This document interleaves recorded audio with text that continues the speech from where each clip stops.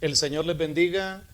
Grato privilegio el poder llegar a sus hogares con el mensaje de la palabra del Señor, con el propósito de fortalecer los corazones y que la palabra del Señor sea lámpara a nuestros pies y lumbrera a nuestro camino.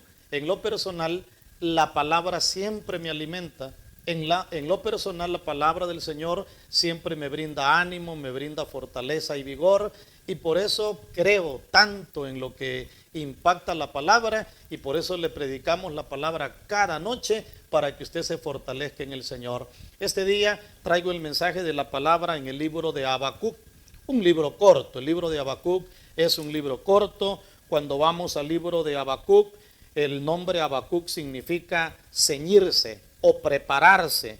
Lo mismo es el sentido de ser ceñido por Dios o fortalecido por el Señor. Y el libro de Habacuc es un libro corto. Usted lo puede leer en unos 30 minutos lo más, y yo lo he leído un par de veces seguidas, quizás en unos 20 minutos, pero tiene un mensaje muy maravilloso y precioso. Fue escrito allá por los años 612, entre el 612 y el 586 antes de Cristo.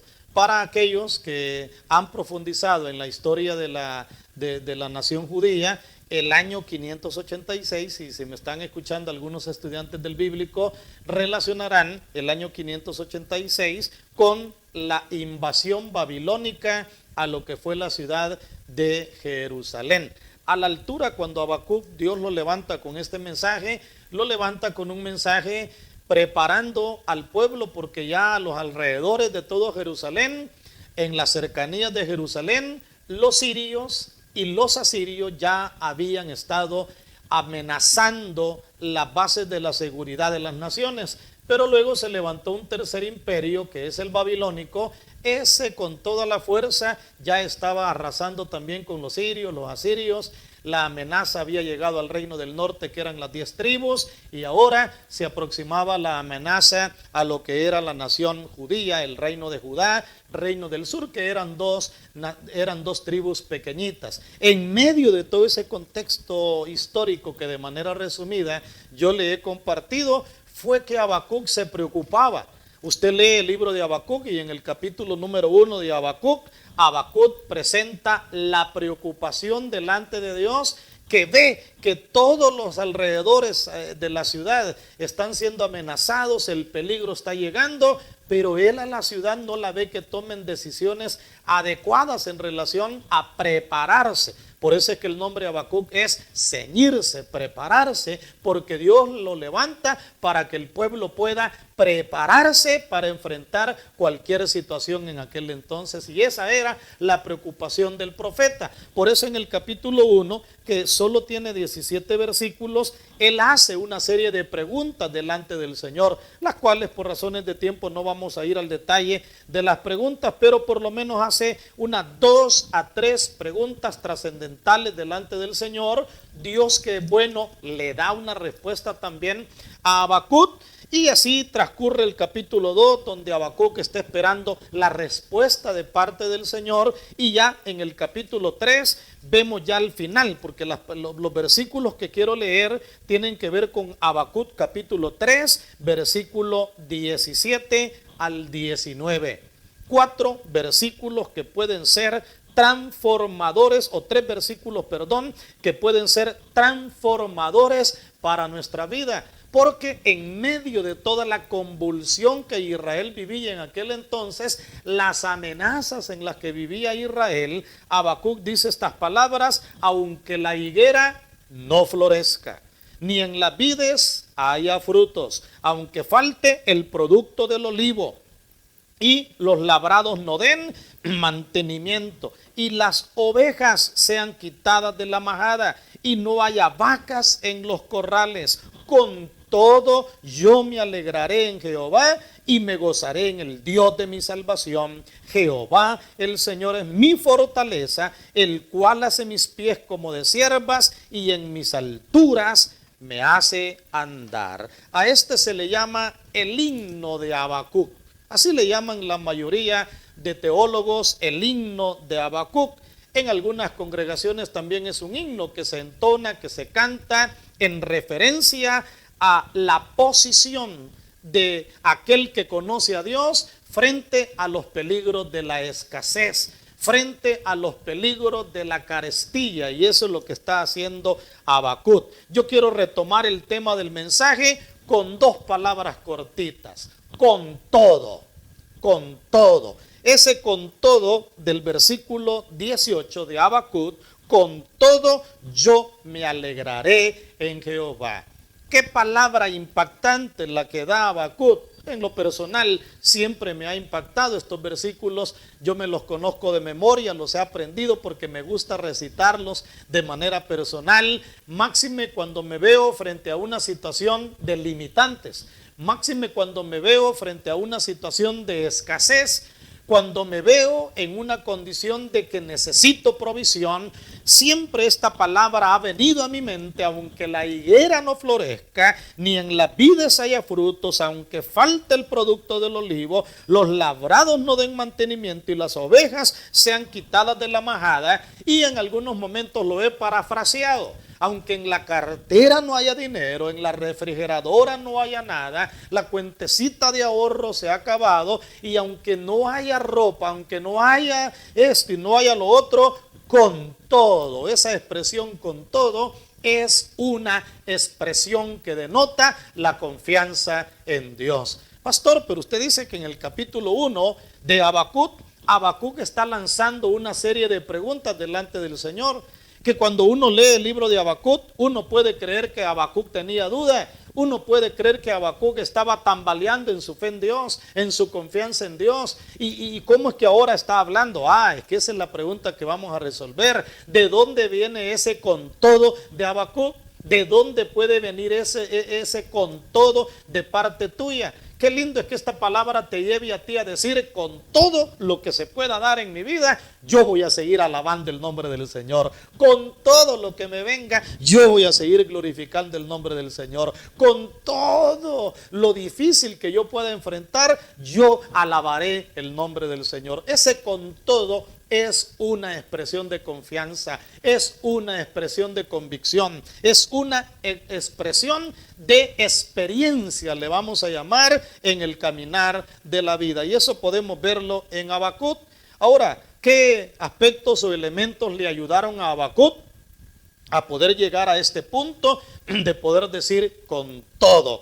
Y lo vamos a ver así rápidamente y de manera panorámica, lo vamos a ver a través de la palabra. Y lo primero que vemos en el libro de Habacuc es que Habacuc podía hablar y tenía la confianza de hablar libremente con Dios. Creía en Dios de tal manera que él podía traer sus incógnitas delante del Señor. Creía de tal manera en el Señor que él podía apoyarse en todo momento en el Señor. Y solo me recuerdo de aquella película Violinista en el Tejado. Yo la he mencionado en muchas ocasiones en la congregación, en las prédicas, cuando era quizá un pubescente, no era tan siquiera adolescente, un pubescente. Yo recuerdo que escuché en la radio que decían, ¿verdad?, que se iba a estar pasando la película Violinista en el Tejado. Eso no me llamó la atención. Lo que me llamó la atención es que decía en la radio lo mencionaban: el hombre que habla con Dios. A mí me llamó la atención, el hombre que habla con Dios. Dije, ¿y qué es eso de hablar con Dios? Siendo un pubescente, yo ya tenía aquella inquietud de servirle a Dios. En el ámbito tradicional religioso en el cual me movía, yo ya tenía mis parámetros de donde yo quería servir a Dios y estaba decidido a entregarme completamente a Dios. Pasaba por lugares donde se preparaba de manera religiosa a un líder que quisiera servirle a Dios en ese ámbito tradicional, y yo decía: le serviré a Dios. Así que el hombre que habla con Dios me llamó la atención. Y claro, cuando fuimos a verla, y recuerdo que fui a verla, aquel hombre así pasaba desde que amanecía. Él comenzaba y decía: Dios, te doy gracias, porque mira Dios, ¿verdad? Tengo vida. Era un hombre judío con una familia grandísima, era carpintero, él hacía muebles y pasaba sus momentos de dificultad, pero hablaba con Dios. Y eso a mí me llamó de una manera extraordinaria, de veras me llamó la atención el hecho, ¿verdad?, de que aquel hombre hablara con Dios. Y lo relaciono porque Habacuc tenía esa característica. Cualquiera puede juzgar a Habacuc cuando Habacuc le dicen el 1:2, ¿hasta cuándo, Jehová, clamaré? Y hace preguntas. Luego le dicen el 12, ¿no eres tú desde el principio, Jehová? Y comienza a hacerle toda una serie de preguntas en las cuales cualquiera podría decir, ¿cómo es que Habacuc se atreve a hablarle a Dios así? ¿Cómo es que Habacuc le hace preguntas tan así a Dios donde refleja dudas? Pues en lugar de reflejar dudas, el capítulo 1 del libro de Habacuc revela la confianza que aquel hombre tenía de hablar con Dios de manera libre. ¿Qué preguntas tienes tú para con Dios? Si se te diera la oportunidad de hacerle preguntas a Dios, ¿qué preguntas le harías? Y tú me dirías, pastor, ¿y usted tiene preguntas? Vaya que sí. Y abundan varias preguntas que yo le hago al Señor. Yo se las hago al Señor. Algunas se las hago solo en el ámbito de la mente, ¿verdad? Otras las verbalizo en oración y se las pregunto con confianza delante del Señor. Es necesario aprender a hablar con Dios, y qué lindo era que en aquel ambiente de amenaza, en aquel ambiente de peligro, en aquel ambiente donde las noticias que corrían para el reino del sur, reino de Judá, no eran agradables. Amenazas de Asiria, luego Siria, luego Babilonia, Nabucodonosor, el general, tratando ya de llegar cercano al lugar. Aquello llegaba, y lo tremendo era, ¿verdad?, que Habacuc incluso veía que el pueblo no reaccionaba, se seguía actuando fuera del Señor, fuera de la voluntad del Señor, y Habacuc con todo aquello, pero va delante de la presencia del Señor, con todo. Esa expresión con todo y esa convicción se tiene cuando aprendemos a hablar con Dios. El hablar con Dios se le llama oración, un diálogo con el Señor. Y lo bueno es que no es una plática aprendida, no es un diálogo aprendido, no es un diálogo mecanizado, no es un diálogo estructurado y así yo voy a orar. Algunos acostumbramos, no sé si tú lo acostumbras, pero yo acostumbro a veces a escribir mis oraciones. Luego de haberlas escrito, quemo esa oración y ya desaparece. Yo digo, ya quedó delante de la presencia del Señor. Costumbre que a veces uno tiene. A veces uno en la agenda, uno empieza, Señor, mira acá, mira allá, y uno comienza a escribirle al Señor. Incluso yo le compartía a la congregación hace algunos meses que hasta correos electrónicos, yo le envío correos electrónicos al Señor. Usted dirá, el pastor está loco escribiéndole correos electrónicos al pastor. Claro, yo le pongo, ¿verdad? Padre-Hijo-Espíritu Santo @yahoo.com, y ya pareciera locura, ¿verdad?, de aquello. Y alguien dirá, ¿y a dónde irán a caer esos correos, pastor, verdad? ¿Y a dónde irán a caer esos correos? Que es la misma confianza de hablar con Dios. ¿Qué pasa después que hablamos con Dios? El alma se desahoga. ¿Qué pasa después de que hablamos con Dios? El corazón se siente tranquilo. En lo personal, después de que hablo con Dios y le expreso mis incógnitas, porque usted dirá, pastor, ¿y usted tiene incógnitas delante del Señor?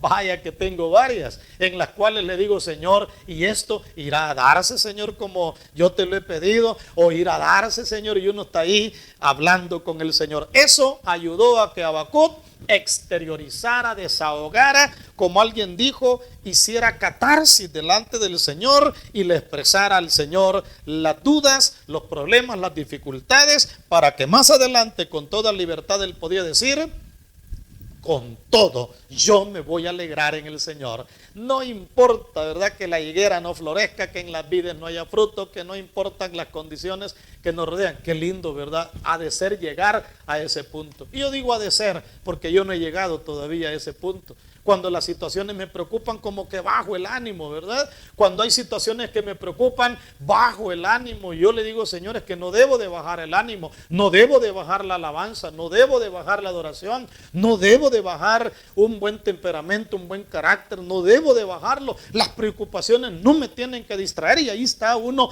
en gran batalla. Pues para esto es la palabra, para que nos ayude a alcanzar ese punto de confianza tal que podamos decir, con todo lo que está sucediendo, yo seguiré alabando el nombre del Señor. Con todo lo que esté sucediendo, yo lo voy a alabar, yo lo voy a exaltar, yo le voy a servir, yo le voy a dar lo mejor. Cuando, en primer lugar, cuando aprendemos a hablar con Dios. Y en segundo lugar, cuando estamos atentos a las directrices de Dios.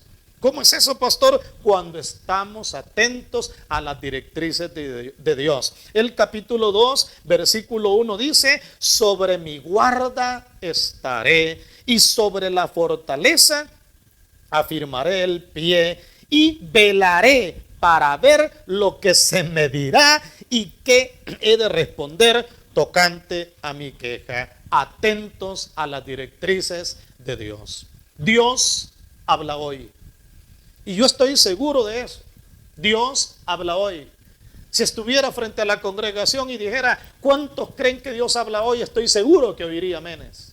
A veces en el Instituto Bíblico he compartido y he preguntado: ¿cuántos creen que Dios habla hoy? Amén, amén, porque creemos que Dios habla hoy. Y uno debe de estar atento a las directrices del Señor, atento a lo que Dios nos dirá. En el capítulo 1 él desahoga y habla, pero en el capítulo 2 dice: sobre mi guarda estaré y sobre la fortaleza afirmaré el pie y velaré para ver lo que se me dirá y qué he de responder tocante a mi queja. ¿Qué significa eso? Bueno, Habacuc estaba retomando la analogía, le vamos a llamar de esa manera, de un soldado, de un guerrero, de un centinela. El centinela que va a su garitón, está ahí en su espacio, atento a las directrices, atento a las palabras que se le van a dar para saber qué rumbo ha de tomar, qué decisiones va a retomar. Y él dice: voy a estar atento para lo que se me dirá. Porque el Señor nos va a hablar a través de la palabra, nos hablará a través de la oración, nos va a hablar por medio de su Espíritu Santo, nos va a hablar a través de la alabanza, nos va a hablar cuando nos quedemos quietos ahí en la oración, en la búsqueda, nos va a hablar a través de personas que una vez ni cuenta, ni cuenta se dan que están dándole una palabra de parte del Señor. Pero hay que estar atentos a lo que el Señor dice, hay que estar atentos a lo que el Señor habla. En tercer lugar, hay que fortalecer la fe. Dice en el versículo 2: y Jehová me respondió y dijo: escribe la visión y declárala en tablas para que corra el que la leyere, aunque la visión tardare por un tiempo, mas se apresura hacia el fin y no mentirá, aunque tardare, espéralo, porque sin duda vendrá, no tardará. He aquí, dice en el versículo 4, aquel cuya alma no es recta se enorgullece. Y aquí está una expresión: mas el justo por la fe vivirá. Óyelo, mas el justo por la fe vivirá. Si hay algo que nos va a llevar a ese punto de decir con todo, no importando las circunstancias que me rodean, con todo yo me gozaré, yo me alegraré, yo reposaré, yo esperaré, en la fe en el Señor. Este versículo de Habacuc ha sido un versículo que lleva a poder captar la visión del Señor, esperar el momento de la visión, esperar a que Él llegará, porque dice: espéralo, pues sin duda vendrá y no tardará. Dios no es hombre para que mienta, ni hijo de hombre para que se arrepienta. Lo que Él ha dicho, Él lo va a hacer. Lo que Él ha dicho, Él lo va a realizar. Él va a llegar en su tiempo. Él no va a llegar ni antes ni después. Va a llegar en el momento preciso. Pero para que podamos esperar, necesitamos la fe. Y este versículo del justo por la fe vivirá ha sido tan trascendental a través de la historia que el apóstol San Pablo en Romanos 1:17 lo mencionó. Luego en Gálatas capítulo 3 versículo 11 también lo mencionó. Luego en Hebreos 10:38 al 39 fue mencionado. ¿Qué implica eso? Que era una porción que impacta el corazón humano. El justo por la fe vivirá. ¿Qué implica eso? Que cuando creemos en el Señor, vamos a esperar en Él. Ciertamente quizás al abrir la refrigeradora no habrá mucho. Ciertamente al ver, ¿verdad?, el saldito de la libreta de ahorro ya no habrá mucho. Y alguien dirá: mira, ¿y cómo haremos ya mañana? ¿O cómo vamos a hacer el sábado o la otra semana? Claro, preocupa, aflige la economía, aflige, ¿verdad?, la salud, afligen tantas cosas. Pero ¿qué hacer para que con todo eso que nos pueda llegar, poder alabar y glorificar el nombre del Señor? Pues número 1, desahogarnos delante de Dios, hablar libremente. Número 2, estar listos para oír la voz del Señor, atentos a las directrices del Señor. Número 3, la fe, que es algo importante, extraordinario en la vida también. Pero también en el capítulo 3 menciona otro elemento. Dice, oración del profeta Habacuc sobre Sigionot. Oh Jehová, he oído tu palabra y temí. Oh Jehová, aviva tu obra en medio de los tiempos, hazla conocer. Habacuc dice, Señor, solo un avivamiento espiritual en mi vida puede llevarme a ese punto con todo. Claro, en el mismo versículo habla de la oración, en el mismo versículo habla de oír la palabra, en el mismo versículo habla del temor a Dios, que es el principio de la sabiduría y que nos conducen al avivamiento espiritual. ¿Qué está pidiendo Habacuc? Avívanos, Señor. Avívame, Señor. Yo quiero estar en avivamiento espiritual, en empoderamiento espiritual, para poder avanzar y caminar en lo que tú tienes para con mi vida. Para cómo que no iba él a decir con todo, yo me alegraré en Jehová, si estaba mostrando aspectos que lo fortalecieron y lo encaminaron hacia él. Y en cuarto y último lugar, que vemos también en Habacuc, la visión de la grandeza del Señor. Y con eso yo quiero ir descendiendo en esta hora la grandeza de la presencia y de la persona del Señor. Él no solo desahogó con el Señor todo lo que le sucedía, él no solo estaba atento a las directrices del Señor, él no solo tuvo fe que le fortaleció, él no solo pide un avivamiento, sino en cuarto lugar tiene una visión grande del Dios Todopoderoso. ¿Qué dice él? Dios vendrá de Temán y el santo desde el monte de Parán. Su gloria cubrió los cielos. Mira qué lindo. Su gloria cubrió los cielos y la tierra se llenó de su alabanza y el resplandor fue como la luz. Rayos brillantes salían de su mano y ahí estaba escondido su poder. Y no sigo leyendo por razones de tiempo, léelo y te vas a dar cuenta que él habla de la grandeza y de la soberanía del Señor. Cuando estos elementos abundan en nuestras vidas, vamos a poder decir, con todo lo que esté pasando, sigo alabando al Señor.